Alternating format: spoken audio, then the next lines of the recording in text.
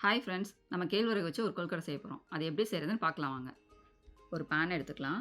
அதில் ஒரு கப் தண்ணி சேர்த்துக்கோங்க. தண்ணி நல்லா சூடானதும் கேழ்வரகு மாவு சேர்த்து நல்லா கட்டி இல்லாமல் பிசைஞ்சு எடுத்துக்கோங்க.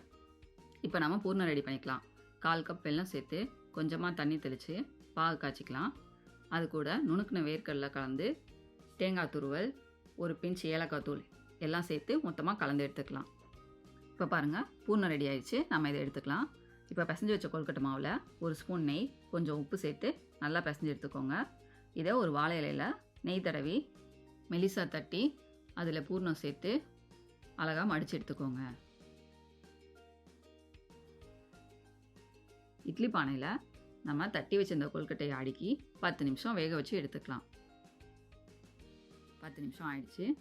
பாருங்கள், கொழுக்கட்டை நல்லா சாஃப்டாக வெந்துருச்சு. ஹெல்த்தியான கேழ்வரகு கொழுக்கட்டை ரெடி. இதை செஞ்சு பார்த்துட்டு எப்படி இருக்குன்னு கமெண்ட்